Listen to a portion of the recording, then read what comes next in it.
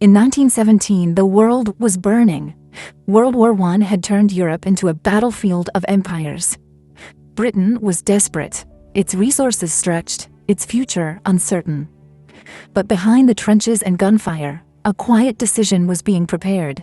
A letter, just 67 words long, yet powerful enough to reshape the Middle East forever. This was not written on a battlefield, but in the halls of power. On November 2, 1917, British Foreign Secretary Arthur James Balfour wrote a letter to Lord Lionel Rothschild. It stated that Britain supported the establishment of a national home for the Jewish people in Palestine. But there was a problem.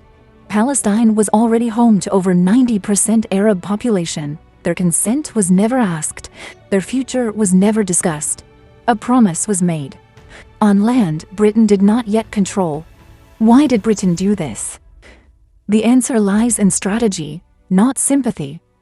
Britain wanted influence in the Middle East. It wanted control over trade routes to India. It wanted wartime support from powerful Zionist networks in Europe and the United States.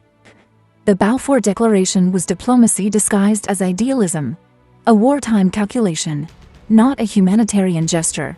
The declaration contradicted Britain's earlier promises to Arab leaders, who had been encouraged to revolt against the Ottoman Empire. Two promises, one land, and only one could survive. After the war, Britain took control of Palestine.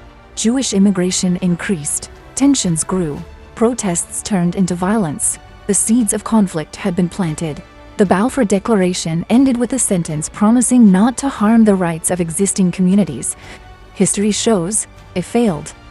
More than a century later, the region still lives with its consequences. Borders drawn by outsiders, lives shaped by distant decisions. 67 words, one letter, and a conflict that still has no end. This was the Balfour Declaration. Thanks for watching Geopolitical Crossroad, History in Shorts. Please like, subscribe, and share.